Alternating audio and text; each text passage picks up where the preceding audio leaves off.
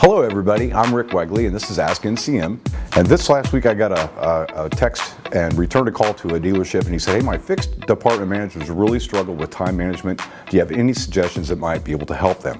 And we had a great conversation on the phone, and I want to kind of relate a story that I had here not too long ago working in a dealership with a fairly new parts manager, and he had kind of inherited a bit of a mess, so he had a lot of stuff on his plate. But the service manager had pointed out that he seemed to be not really getting to move forward, really wasn't doing a good job of managing and structuring his day. So I spent some time with this young man in his parts department, and we kind of looked at some of the tasks that he had to do, and we were looking at ways that he may be able to start to develop a list, perhaps. So we talked about doing a daily list of the important tasks that he needed to do on a daily basis, things that he needed to get done to be able to continue to do business without interrupting the operations of the service department, for example.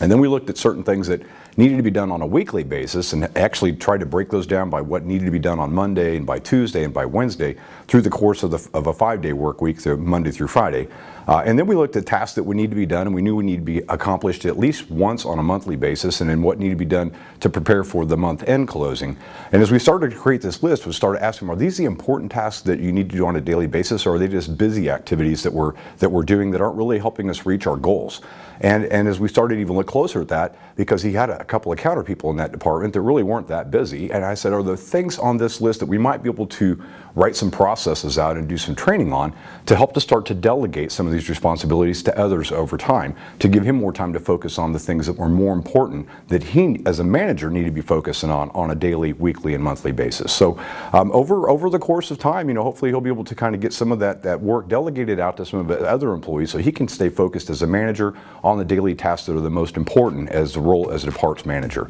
So thanks for joining me on this month's edition of Ask NCM. If you have a question you'd like to see us address on a future episode, please email your request to askncm@ncmassociates.com.